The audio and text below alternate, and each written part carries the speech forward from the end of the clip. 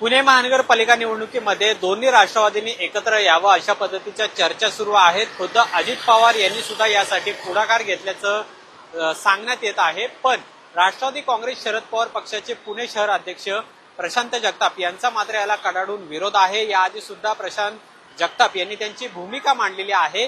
दादा, असं कळतंय की तुम्हाला वगळून पक्षाच्या बैठका या सुरू आहेत, म्हणजे अंकुश काकडे असतील, रवींद्र माळवतकर असतील, सचिन दोडके असतील, विशाल तांबे असतील, यांना असं वाटतं की आपण अजितदादांसोबत लढावं. एकटे तुम्हीच असे आहात की तुम्ही म्हणताय की महाविकास आघाडीसोबत लढलं तरच पक्षाचा फायदा आहे? एकतर अशा प्रकारच्या अधिकृत बैठका नाहीत असं माझं स्पष्ट मत आहे.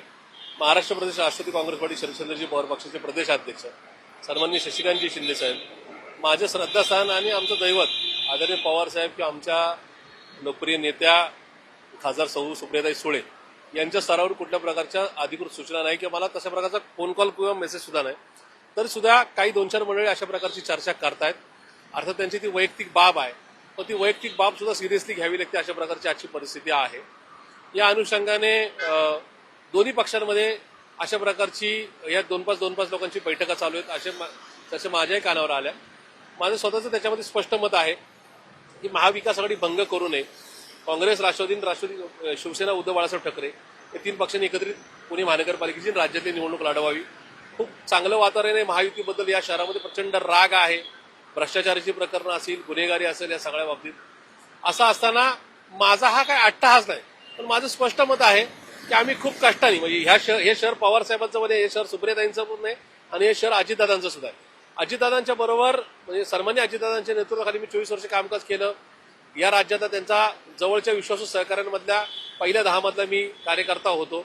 असं असताना फक्त आदरणीय पवार साहेब जे या शतकातले सर्वोच्च नेते आहेत, असे नाही का नेते परत जन्माला येणार नाही, म्हणजे ह्या दृष्टिकोन डोळ्यासमोर ठेवून आदरणीय पवार साहेबांवर प्रचंड श्रद्धा असल्यामुळे मी पवार साहेबांची साथ द्यायचा निर्णय 2 जुलै 2023 ला घेतला. पवार साहेबांनी एकूण पुरोगामी चळवळ जिवंत ठेवली, याच्यावर माझं ठाम मत आहे. अशा परिस्थितीमध्ये दादांच्या शहरामध्ये आम्ही संघटना जिवंत ठेवली. इथं राज्यातल्या 36 जिल्ह्यांपैकी पुणे शहराचं एकमेव युनिट आहे की सगळ्यात चांगलं युनिट बांधण्याचं कामकाज केलं. त्या परिस्थितीमध्ये दादा या शहरात असून सुद्धा कार्यकर्ते इथं थांबले, पवार साहेबांच्यावर विश्वास ठेवून या ठिकाणी संघर्ष केला, पार्टी बांधली, आपापल्या भागात तयारी केली. आज 2 राष्ट्रवादीच्या एकत्र येण्यामुळं महाविकास आघाडी खुद्द पवार साहेबांच्या शहरामध्ये महाविकास आघाडीचा अंत होणार. चांगल्या कार्यकर्त्यांचा बळी दिला जाणार. म्हणजे दादांच्याकडे जे सॉल्वर्ड आहेत त्या सगळ्यांना तिकीट सोडलं तर इथल्या सामान्य कार्यकर्त्यांवर अन्याय होणार. मी 3 गोष्टीसाठी थांबण्याचा निर्णय घेतला. पहिला भाग, पुणे शहरामध्ये महायुतीबद्दल प्रचंड राग आहे. त्याच माहितीतल्या एका पक्षाला बरोबर घेऊन निवडणूक लढवणे बरोबर नाही. पुरोगामी विचाराचे आम्ही नाही का वारसा सांगतो आणि परत या ठिकाणी एखाद्या पक्षातली माणसं अमक्या जाती धर्मावर बोलतायत, त्यांच्यावर घरोबा करून पुणेकरांच्या नजरेतून उतरायचं नाही. तिसरा विषय, ज्या संघटनेच्या कार्यकर्त्यांची जेव्हा संघटना बांधली त्यांचा जर बळी दिला जाणार असेल तर असं राजकारण मला नकोय. आणि एकूणच सगळा पूर्ण नका जर कॅनव्हास पाहिला महाराष्ट्राचा, देशाचा, तर पवार साहेब जे ह्या देशाचं सर्वोच्च नेतृत्व आहे, त्यांची 68 वर्षाची राजकीय सामाजिक कारकीर्द ही पुरोगामी चळवळीची राहिलेली आहे. आणि त्या कारकिर्दीला त्यांच्या शहरामध्ये जर हरताळ फासला जाणार असेल तर त्या हरताळ फासण्याच्या कृतीमध्ये माझा सहभाग होता.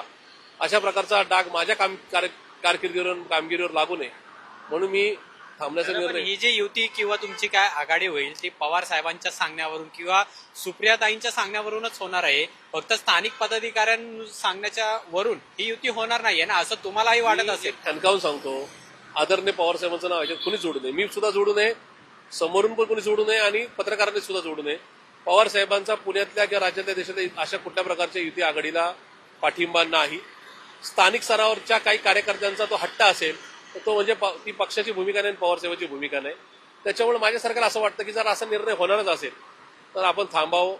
आपण राजीनामा देऊन या गोष्टीसाठी जे चळवळ उभी करतात, की जे उद्योग, म्हणजे त्या संदर्भात ते जे काही जुळवाजुळव करतात त्यांना ती खुर्ची रिकामी करून द्यावी आणि आपण काही क्षणाकरता विश्रांती नक्की घ्यावी. तुम्ही सदस्य पदाचा सुद्धा राजीनामा देणार पक्षाच्या? ज्या दिवशी पुढच्या 2-5 दिवसामध्ये, कारण की आता निवडणुका फार लांब राहिल्या नाहीत. माझ्या माहितीप्रमाणे जानेवारीच्या 25 तारखेच्या अगोदर निवडणुका होणार आहेत, पण आचारसंहिता पुढच्या 10-12 दिवसात कधी पण लागेल. त्या काळामध्ये दोन्ही पक्षाला ते कुणावर आघाडी करणार त्याची घोषणा करावी लागणार आहे. पुढच्या 5-10 दिवसामध्ये असा निर्णय झाला आणि दोन्ही राष्ट्रवादी एकत्रित लढायचा निर्णय झाला तर कार्यकर्त्यांचा बळी माझ्या समक्ष दिला, पुरोगामी चळवळीला किंवा महाविकास आघाडीचा अंत माझ्या डोळ्यात एकच झाला, याचा मूक साक्षीदार होण्यापेक्षा मी माझा अध्यक्षपदाचा आणि सदस्यपदाचा दोन्हीचा राजीनामा देऊन बाजूला होणं पसंत करेल. पण एवढा कठोर निर्णय तुम्ही का घेताय? तुम्ही इतके 20-25 वर्ष पक्षामध्ये एकनिष्ठ आहात, दोन्ही राष्ट्रवादी फुटल्यानंतर तुम्ही पवार साहेबांसोबत राहिलेला आहात. एक आक्रमक चेहरा, बांधणी करणारा चेहरा म्हणून तुमच्याकडे पाहिले जाते. तुमच्यानंतर इतर जे नेते आहेत त्यांच्याकडे फार कमी बोललं जातं, पण तुमच्याकडे सगळ्या पक्षाची दूरदृष्टी पाहिली जाते. म्हणजे पवार साहेबही थेट तुमच्याशी बोलतात. असं सगळं असताना पवार साहेबांना सोडून या निवडणुकीमध्ये तुम्ही बाजूला राहण्याचा वारंवार सांगताय. इतका कठोर निर्णय का घ्यावा लागतोय? आणि की 10 जून 1999 शिवाजी पार्कच्या मैदानामधून मी पवार साहेबांच्या बरोबर आहे. वय वर्ष 21 पासून साहेबांच्या बरोबर आहे. 26.5 वर्षाचा प्रवास आहे. या काळात सतत पुरोगामी चळवळीवर बोलला. आज तर सोशल प्लॅटफॉर्म आहे. त्या सोशल प्लॅटफॉर्म नसल्यानंतर, सोशल प्लॅटफॉर्म ऍक्टिव्हेट झाल्यानंतर हजारो भाषणं माझी पुरोगामी चळवळ, वंचितांचे प्रश्न याच्यावर झालेली आहेत. बीजेपी किंवा आरएसएसच्या विचारधारेच्या विरोधात माझी भाषणं झालेली आहेत. त्या कृतीनुसार मी रस्त्यावर उतरून आंदोलन केले. राज्यातला सगळ्यात जास्त आंदोलन घेणारा कार्यकर्ता, राजकीय कार्यकर्ता म्हणून माझी ओळख आहे. पुणेकरांच्या, महाराष्ट्रातल्या आणि देशातल्या नागरिकांच्या हक्काच्यासाठी लढणारा कार्यकर्ता म्हणून माझी ओळख आहे.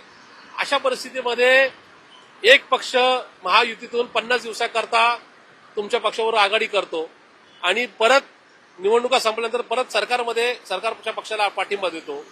हे एवढा सगळा बालिशपणा आपल्या काळात व्हावा, त्याच्या आपण मूक साक्षीदार व्हावे, हे न पसणार, न रुचणार आहे. त्याच्यामुळे माझं स्पष्ट मत आहे, पवार कुटुंबी एकत्रित व्हायला माझा विरोध आहे का? तर 1,00,000% मी तुम्हाला तुमच्या चॅनलच्या साक्षीने महाराष्ट्रातल्या, देशातल्या नागरिकांना सांगू इच्छितो, उद्या आदरणीय पवारसाहेब, आदरणीय अजितदादा एकत्र आले किंवा 2 पक्ष एकत्र येऊन लढले तर मी बाहेर जरी पडत असलो तरी मी मनापासून अंतःकरणपूर्वक अभिनंदन करेल, त्यांना शुभेच्छा देईल. मी मला कुठल्या प्रकारचं खंत वाटणार, म्हणजे त्या ठिकाणी वाईट वाटणार नाही, कारण की मी एकत्र जॉईंट फॅमिलीचा नका पुरस्कर्ता आहे, मला वाईट वाटणार नाही.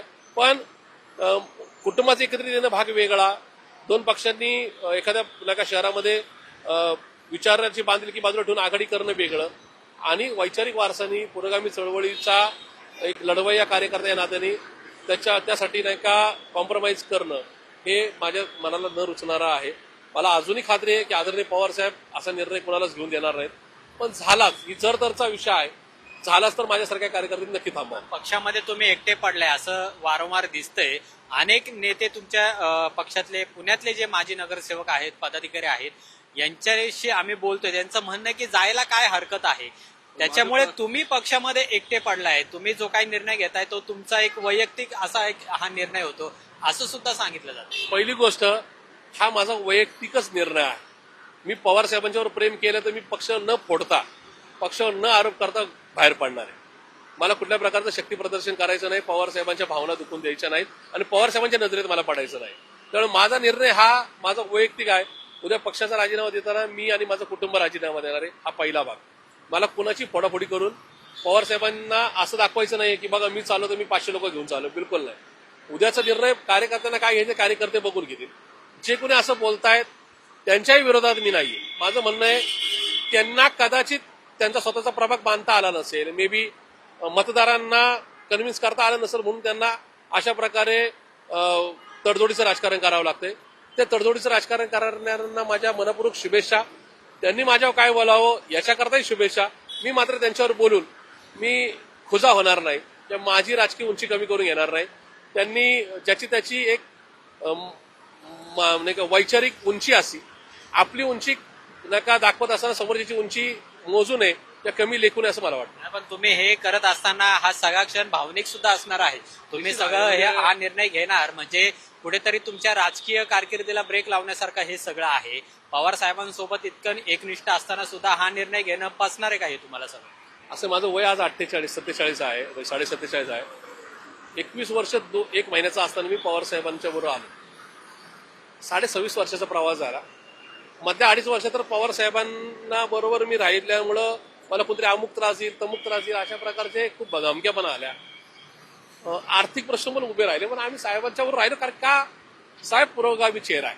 आणि अशा परिस्थितीमध्ये मग आपण दादांना का सोडलं आणि मग साहेबांना का धरलं, असा विषय जेव्हा येतो मग त्यावेळेस मग जर मला माझा वैचारिक गोंधळ झाला असता तर मी साहेबांना त्याच वेळेस सोडून नका दादांबरोबर राहिला असतो.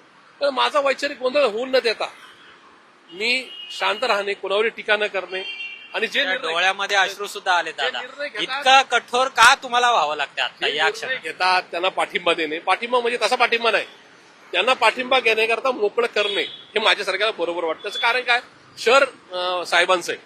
म्हणजे साहेब काय नागपूरमध्ये राहतात, पुण्यामध्ये.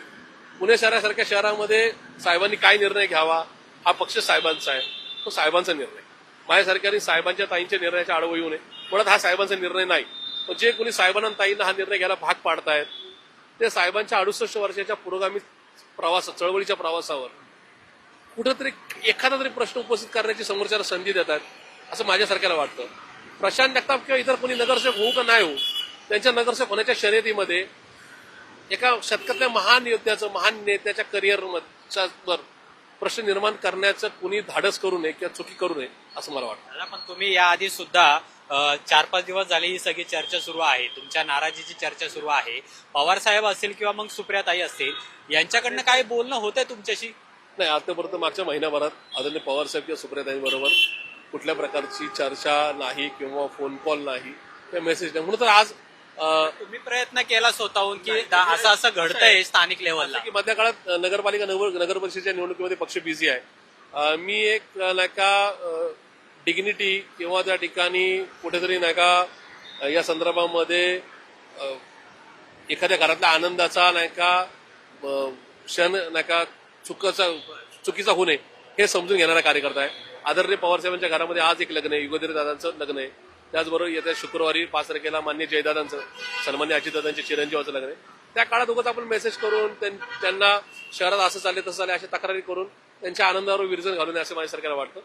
5 तारखेनंतर हे पवार कुटुंबीय लग्नातून फ्री झालं तर 6 तारखेला मी त्यांची भेट घेईन. त्यांना माझ्याकडची माहिती, शहरात काय केलं गेलं पाहिजे, काय केल्यानंतर राष्ट्रवादी काँग्रेस शरदचंद्रजी पवार पक्ष ओके राहू शकतो हे सगळं समजावून सांगेल. त्याच्या पलीकडे साहेबांना ताईंना माझं सांगणं असेल, हे प्रशांत जगतापनी मांडलेलं मत आहे की आपण महाविकास आघाडीवर राहिलो तर राज्यातला सर्वोत्तम चांगला आकडा नगरसेवकाचा पुणे शहर देऊ शकेल. दादांच्या बरोबर गेल्यावर काय होईल हे पण मी त्यांना माहिती निश्चित समजवेल. त्याच्या पलीकडे मी त्यांना हे सांगेल की याच्यावर आपल्याला काय निर्णय घ्यायचा असेल तर तो निश्चित घ्यावा. पण जर तो तसा निर्णय होणारा असेल तर माझा कुणावरही आरोप नाही. मला मात्र या पदातून आणि एकूण या सिस्टीममधून बाहेर जाण्यासाठी परवानगी द्यावी.